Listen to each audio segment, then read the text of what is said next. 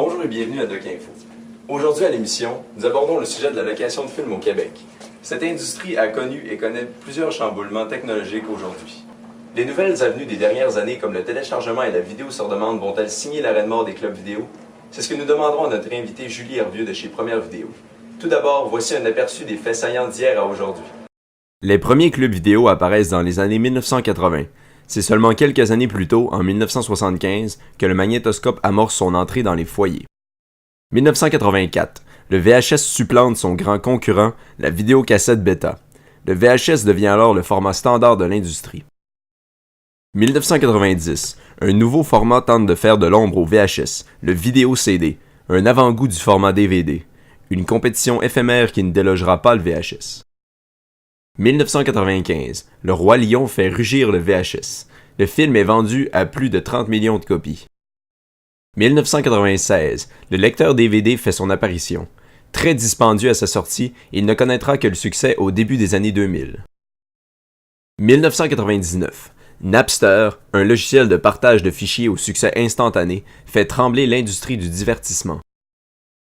2003. Le film Trouver Nemo de Pixar devient le DVD le plus vendu de tous les temps avec 40 millions de copies. 2006. L'arrivée de la haute définition provoque inévitablement un nouveau chamboulement technologique. Un nouveau format, ou plutôt deux nouveaux formats, font leur apparition. Dans cette nouvelle guerre de formats, nous retrouvons d'un côté de l'arène de combat Sony avec son Blu-ray Disc et de l'autre Toshiba avec le HD DVD. 2007. Arrivée de Netflix, service de vidéo sur demande. 2008. Fin de la guerre entre le Blu-ray et le HD DVD, le camp Sony met KO le HD DVD.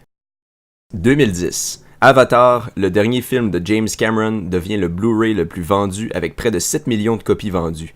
C'est aussi durant cette même année que la multinationale Blockbuster, plus grande chaîne de clubs vidéo, déclare faillite. 2014. Plusieurs franchises de clubs vidéo ont mis la clé sur la porte. Avec l'arrivée des nouvelles technologies, est-ce le début de la fin pour les clubs vidéo? Nous sommes allés rencontrer Julie Hervieux chez Première Vidéo, une chaîne régionale de location de vidéos. Bonjour Julie. Alors selon vous, avec les changements technologiques des dernières années et les nouveaux services de vidéo sur demande comme Netflix, est-ce le début de la fin des clubs vidéo? En fait, le début, ils l'ont prédit il y a 10 ans. Il y a 10 ans, ils nous disaient qu'on était au début de la fin. Je pense qu'on n'est pas à la fin encore. Je pense que les clubs vidéo ont encore leur place. Oui, ça baisse. Oui, il y a des compétiteurs différents, comme justement Netflix, comme la vidéo sur demande, comme Internet qui offre, iTunes offre la location aussi maintenant. Puis, YouTube, je pense que c'était aussi. Je pourrais pas te dire, hein, mais oui, il y a beaucoup de compétiteurs différents d'avant qu'il n'y avait pas. Par contre, les clubs vidéo sont les seuls à avoir une variété de vieux films. Tu cherches un vieux film, comme un peu les bibliothèques. Les bibliothèques sont encore présentes justement parce que tu vas trouver les nouveautés dans les grands magasins. Tu vas trouver les dernières sorties, mais si tu veux un classique, tu vas avoir un vieux livre, mais tu vas aller à la bibliothèque parce que tu le trouveras peut-être pas sur Internet. Les clubs vidéo, c'est un petit peu la même chose. Il y a beaucoup de films qui se font plus que nous, on a en ce moment. Puis c'est un peu vers ça qu'on se dirige, c'est d'être la référence au niveau des films, pas juste des nouveautés, parce que les compétiteurs comme Netflix, ce qu'ils offrent, c'est principalement les nouveautés. Il y a eu plusieurs fermetures de clubs vidéo ces dernières années. Pourquoi, selon vous, êtes-vous encore bien présent? Premièrement, l'expérience du client qui se présente dans un club vidéo, qu'il y a des gens qui connaissent leurs produits, qui peuvent les conseiller, je pense qu'on ne peut pas retrouver ça dans Netflix ou dans tous les autres compétiteurs qu'on a présentement. Puis aussi, nous, c'est justement ça qu'on veut offrir à notre clientèle, c'est une expérience lorsqu'ils viennent ici. C'est pourquoi on a ajouté il y a quelques années des bonbons, une variété de bonbons, une variété de jujubes et de toutes sortes de trucs qui se rallient bien avec le film. Pourquoi la chaîne de club Première Vidéo, contrairement à d'autres chaînes, a su résister à l'arrivée des nouvelles technologies comme la vidéo sur demande? Les entreprises, présentement, c'est de se diversifier puis de trouver un petit complément puis de prendre une petite part de marché de quelqu'un d'autre. ce que nous, on fait aussi en ce moment.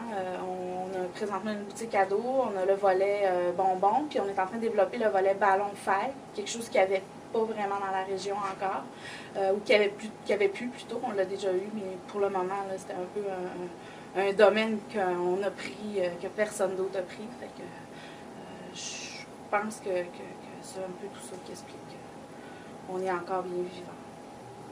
Alors, selon vous, il y a encore un avenir? Ben oui, c'est sûr. C'est sûr qu'au niveau de tous les nouveaux départements, on est en pleine expansion. Au niveau du club vidéo, c'est sûr que c'est un département qui joue un peu au yo-yo. C'est sûr que la location de nouveautés, comme je disais tout à l'heure, baisse un peu tout le temps parce que la compétition est féroce à ce niveau-là.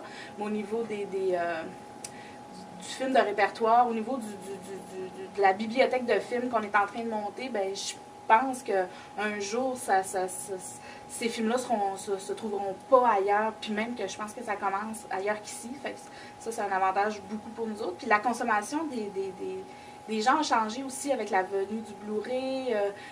Sur Internet, oui, on a du HD, mais on n'a pas tout en HD, puis c'est beaucoup plus cher, alors que pour nous autres, c'est le même prix que ce soit en Blu-ray, que ce soit en 3D, que ce soit... Fait que les télévisions, les appareils évoluent, puis ça prend les bons supports. Fait que je pense que, justement à cause de cette évolution-là, les gens vont continuer de venir chercher le vrai produit et non le télécharger ou aller le chercher sur Internet.